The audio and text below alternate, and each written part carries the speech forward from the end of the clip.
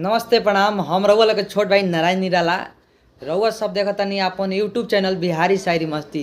तो जी हाँ दोस्तों, एगो बात बताने में बहुत खुशी होता कि खेसारी लाल के टीजर आ गइल बा रंग दे बसंती।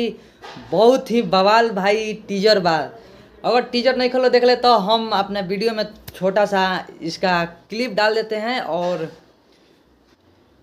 ये फिल्म के टीजर बनावल गइल बा, बहुत ही बवाल मर्दे देखवाला तब मर्दे बहुत मजा आई। हम थोड़ा सा रिलीज कर देता नहीं अपना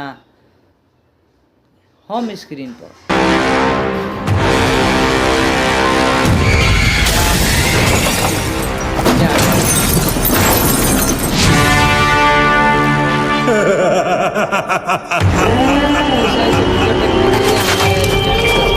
आतंक काका मसूद मस्तान यूके में आतंकी फैक्ट्री चला रहा है। मसूद का मिशन है लाल गुलाल।